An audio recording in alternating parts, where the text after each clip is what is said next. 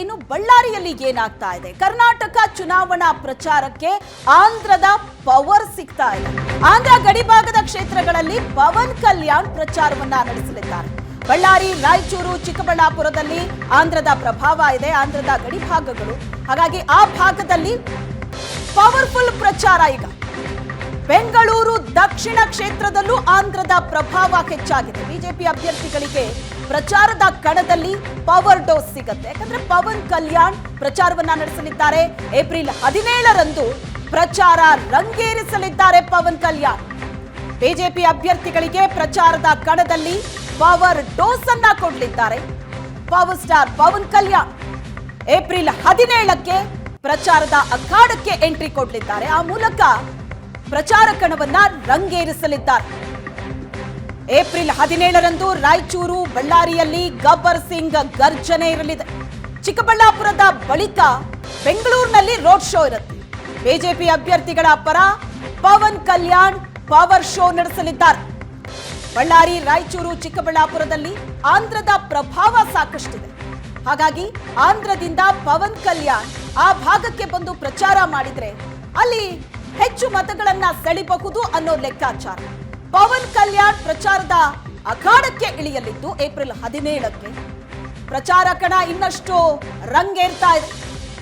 ಬಳ್ಳಾರಿ, ರಾಯಚೂರು, ಚಿಕ್ಕಬಳ್ಳಾಪುರ ಈ ಮೂರು ಕ್ಷೇತ್ರಗಳ ಮೇಲೆ ಕಣ್ಣಿಟ್ಟಿದ್ದಾರೆ, ಟಾರ್ಗೆಟ್ ಮಾಡಿಕೊಂಡಿದ್ದಾರೆ.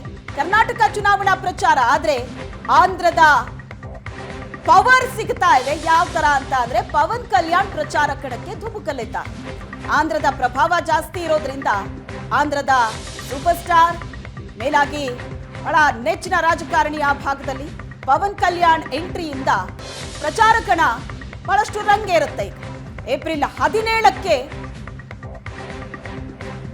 ಪ್ರಚಾರ ನಡೆಸೋದಕ್ಕೆ ಈಗಾಗಲೇ ಸಿದ್ಧತೆ ಆಗಿದೆ. ಸಾಕಷ್ಟು ತಯಾರಿಗಳನ್ನ ಕೂಡ ಮಾಡಿಕೊಂಡಿದ್ದಾರೆ. ಬೆಂಗಳೂರು ದಕ್ಷಿಣ ಕ್ಷೇತ್ರದಲ್ಲೂ ಕೂಡ ಆಂಧ್ರದ ಪ್ರಭಾವ ಸಾಕಷ್ಟಿದೆ. ಹಾಗಾಗಿ ಪವನ್ ಕಲ್ಯಾಣ್ ಕರೆ ತಂದು ಅಲ್ಲಿ ಪ್ರಚಾರ ಮಾಡಿದ್ರೆ ಮತದಾರರನ್ನ ಸುಲಭವಾಗಿ ಸೆಳೆಯಬಹುದು ಅನ್ನೋ ಲೆಕ್ಕಾಚಾರ. ಬಿಜೆಪಿ ಅಭ್ಯರ್ಥಿಯ ಪರ ಪ್ರಚಾರವನ್ನ ನಡೆಸಲಿದ್ದಾರೆ. ಅಲ್ಲಿಗೆ ಗಣಿನಾಡಿಗೆ ಗಬ್ಬರ್ ಸಿಂಗ್ ಎಂಟ್ರಿ ಕೊಡ್ತಾ ಇದ್ದಾರೆ. ಪವನ್ ಕಲ್ಯಾಣ್ ಅವರ ಸಾಕಷ್ಟು ಅಭಿಮಾನಿಗಳಿದ್ದಾರೆ. ಇದು ಪ್ರಚಾರ ಕಣ ರಂಗೇರಿಸೋದ್ರಲ್ಲಿ ಯಾವುದೇ ಅನುಮಾನ ಇಲ್ಲ.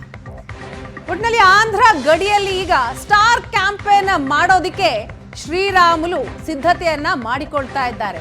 ಪ್ರತಿ ಬಾರಿ ಚುನಾವಣೆಯ ಸಂದರ್ಭದಲ್ಲೂ ಕೂಡ ಶ್ರೀರಾಮುಲು ಇರಬಹುದು, ಜನಾರ್ದನ ರೆಡ್ಡಿ ಇರಬಹುದು, ಪಕ್ಕದ ರಾಜ್ಯ ಆಂಧ್ರದಿಂದ ಸ್ಟಾರ್ಗಳನ್ನ ಕರೆಸಿ ಇಲ್ಲಿ ಪ್ರಚಾರ ಮಾಡಿಸುವಂಥದ್ದು ಸರ್ವೇ ಸಾಮಾನ್ಯ. ಸೊ ಈ ಬಾರಿಯ ಲೋಕಸಭಾ ಚುನಾವಣೆಯಲ್ಲಿ ಸ್ವತಃ ಶ್ರೀರಾಮುಲು ಅವರು ಕೂಡ ಕಣದಲ್ಲಿರೋದ್ರಿಂದಾಗಿ ಈಗ ಪವನ್ ಕಲ್ಯಾಣ್ ಅವರನ್ನ ಪ್ರಚಾರಕ್ಕೆ ಕರೆತರ್ತಾ ಇದ್ದಾರೆ.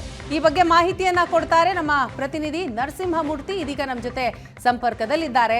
ನರಸಿಂಹಮೂರ್ತಿ, ಬಳ್ಳಾರಿ, ರಾಯಚೂರು ಈ ಆಂಧ್ರದ ಗಡಿಭಾಗ ಏನಿದೆ ಅಲ್ಲಿ ಸ್ಟಾರ್ಗಳ ಒಂದು ಪ್ರಭಾವ ಜಾಸ್ತಿ ಇರುತ್ತೆ. ಅದು ಕೂಡ ತೆಲುಗು ನಟ ನಟಿಯರು ಬಂದ್ರೆ ಅಂತೂ ಫಿದಾ ಆಗುವಂತಹ ಮತದಾರರ ಸಂಖ್ಯೆನೇ ಜಾಸ್ತಿ. ಸೊ ಈ ನಿಟ್ಟಿನಲ್ಲಿ ಅದರ ಲಾಭ ಪಡೆಯೋದಕ್ಕೆ ಕ್ಷೇತ್ರದಲ್ಲಿ ಯಾವ ರೀತಿಯ ಕಾರ್ಯತಂತ್ರ ರೂಪಿಸಲಾಗಿದೆ?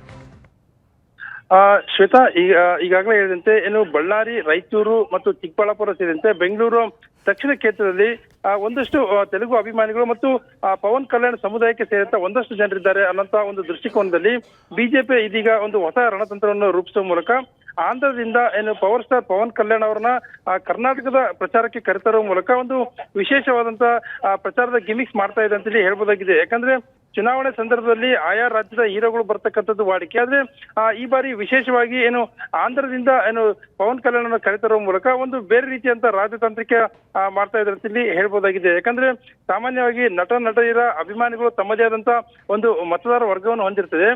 ಆ ನಟ ನಟಿಯರು ಒಂದು ಪಕ್ಷದ ಪರವಾಗಿ ಏನು ಪ್ರಚಾರ ಮಾಡಿದಾಗ ಒಂದಷ್ಟು ಪ್ರಭಾವ ಬೀರುತ್ತೆ. ಹೀಗಾಗಿ ಪವನ್ ಕಲ್ಯಾಣ್ ಹೆಚ್ಚು ಕಡಿಮೆ ಆಂಧ್ರದಲ್ಲಿ ಅಷ್ಟೇ ಅಲ್ಲ, ಆಂಧ್ರದಲ್ಲಿ ಎಷ್ಟು ಪ್ರಭಾವಿ ನಾಯಕರಾಗಿದ್ದಾರೆ ಅಷ್ಟೇ ಪ್ರಮಾಣದ ಪ್ರಭಾವಿ ಕೂಡ ಕರ್ನಾಟಕದಲ್ಲಿದ್ದಾರೆ.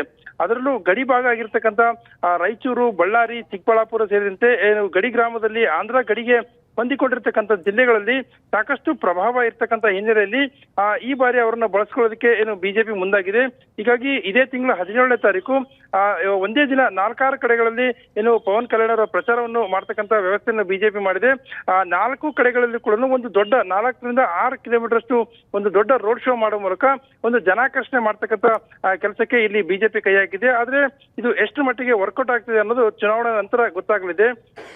ಯಾಕಂದ್ರೆ 2014ರಲ್ಲಿ ಕೂಡ ರಾಯಚೂರಿಗೆ ಏನು ಚುನಾವಣಾ ಪ್ರಚಾರಕ್ಕೆ ಏನು ಪವನ್ ಕಲ್ಯಾಣ್ ಅವರು ಬಂದಿದ್ರು. ಆ ಸಂದರ್ಭದಲ್ಲಿ ಬಿಜೆಪಿಗೆ ಒಂದಷ್ಟು ಸೋಲಾಗಿತ್ತು.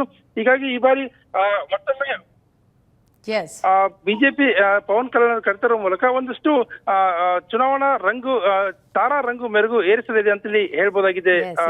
ಥ್ಯಾಂಕ್ ಯು ನರಸಿಂಹಮೂರ್ತಿ ತಮ್ಮ ಮಾಹಿತಿಗಾಗಿ.